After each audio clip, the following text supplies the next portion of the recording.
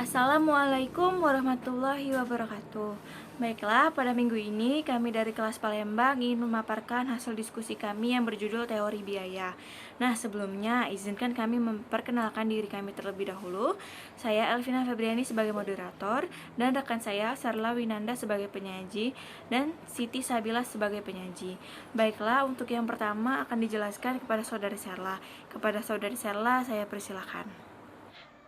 Baiklah, yang pertama saya akan menjelaskan konsep biaya relevan. Pengertian biaya dalam ilmu ekonomi adalah biaya kesempatan. Konsep ini dipakai analisis teori biaya produksi. Dalam konsep ini ada biaya eksplisit dan ada biaya implisit. Biaya eksplisit adalah biaya-biaya yang secara eksplisit terlihat, terutama melalui laporan keuangan. Contohnya eksplisit adalah biaya listrik, telepon, air, pembayaran gaji buruh, dan gaji karyawan. Biaya implisit adalah biaya kesempatan antara lain biaya tenaga kerja, biaya barang modal, dan biaya kewirausahaan.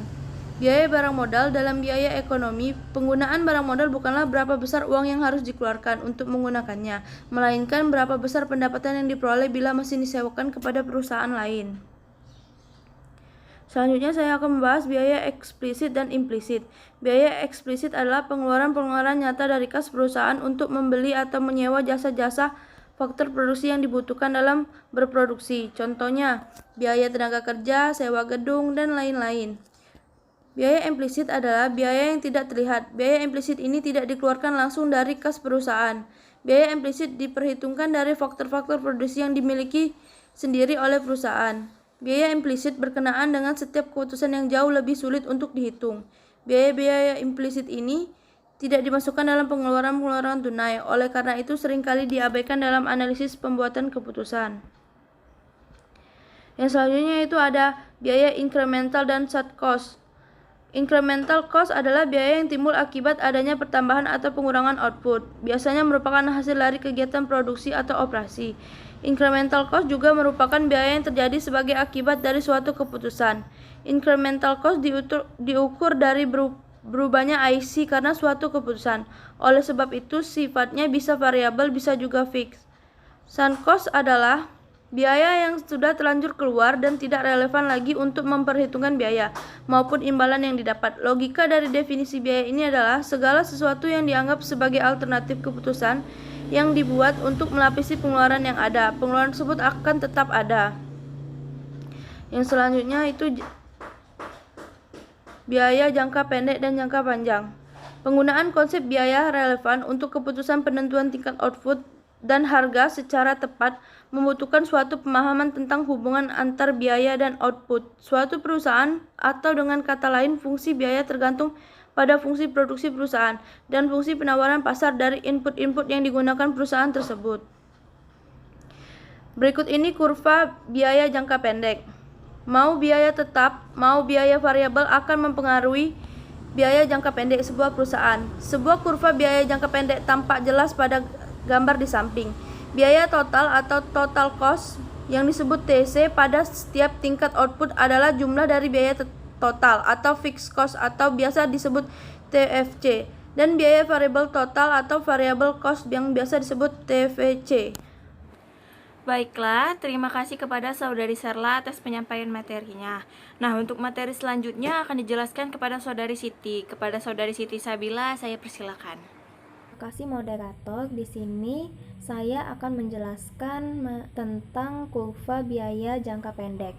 Baik biaya tetap maupun biaya variabel akan mempengaruhi biaya jangka pendek sebuah perusahaan. Sebuah kurva biaya jangka pendek tampak jelas pada gambar di samping. Biaya total atau total cost pada setiap tingkat output adalah jumlah dari biaya tetap total atau fixed cost dan biaya variabel total atau variable cost. Selanjutnya, kurva biaya jangka panjang. Dalam jangka panjang, suatu perusahaan tidak mempunyai input tetap. Oleh karena itu, semua biaya jangka panjang adalah variabel.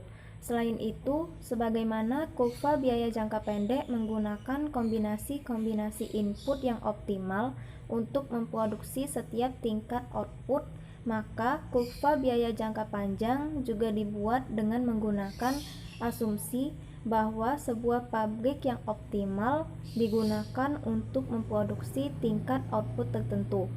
Dengan harga input yang konstan 2 kali lipat, input akan mendua kali lipatkan biaya totalnya yang menghasilkan sebuah fungsi biaya total yang linear. Seperti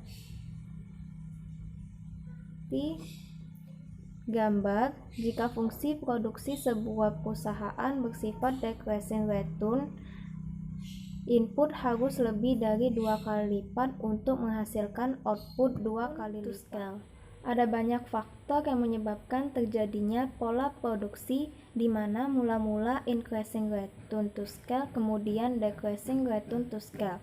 Skala produksi yang ekonomis, economies of scale, yang menyebabkan biaya rata-rata jangka panjang atau lock-on effect cost menurun, terjadi karena hubungan produksi dan hubungan pasar. Spesialisasi dalam penggunaan tenaga kerja merupakan salah satu faktor penting yang menghasilkan ekonomi of scale.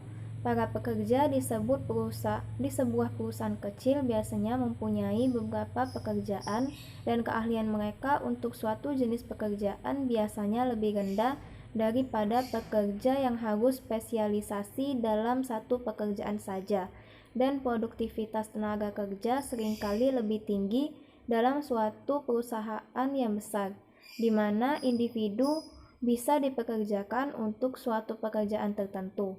Hal tersebut akan menurunkan unit biaya produksi untuk skala produksi yang lebih besar. Faktor teknologi juga bisa menimbulkan economies of scale. Skala produksi yang besar biasanya memungkinkan penggunaan peralatan modern yang canggih.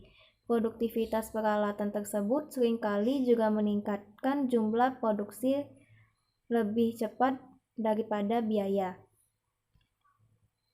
Nah, berikut adalah kurva untuk menunjukkan fungsi biaya total sistem produksi yang mula-mula increasing return to scale, kemudian decreasing return to scale. Mungkin itu saja yang dapat saya sampaikan. Saya kembalikan ke moderator. Baiklah, terima kasih kepada Saudari Siti Sabila atas penyampaian materinya.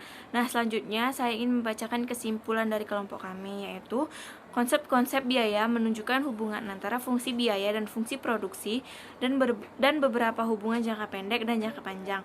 Nah, walaupun konsep biaya relevan ini berbeda untuk suatu keadaan dengan keadaan lainnya, tetapi ada beberapa hubungan yang umum ditemui dalam analisis biaya tersebut. Nah, yang pertama, biaya relevan biasanya didasarkan pada konsep penggunaan alternatif. Biaya relevan suatu sumber daya ditentukan oleh nilai dalam penggunaan alternatif yang terbaik. Nah, yang kedua, biaya relevan dari sebuah keputusan hanya mencakup biaya-biaya yang dipengaruhi oleh tindakan yang sedang dilakukan. Inilah yang disebut dengan biaya inkremental. Nah, jika suatu biaya tersebut tidak dengan adanya suatu tindakan, maka biaya inkremental ini yang relevan adalah hal yang sama dengan nol. Penggunaan konsep biaya relevan membutuhkan suatu informasi tentang hubungan biaya atau output dari sebuah perusahaan atau fungsi. Baiklah, mungkin itu saja penjelasan dari kelompok kami. Untuk teman-teman, jika ada pertanyaan, kita akan beralih ke forum diskusi. Baiklah, mungkin itu saja yang dapat saya sampaikan. Kurang lebihnya saya mohon maaf, kepada Allah saya mohon ampun. Saya akhiri. Wassalamualaikum warahmatullahi wabarakatuh.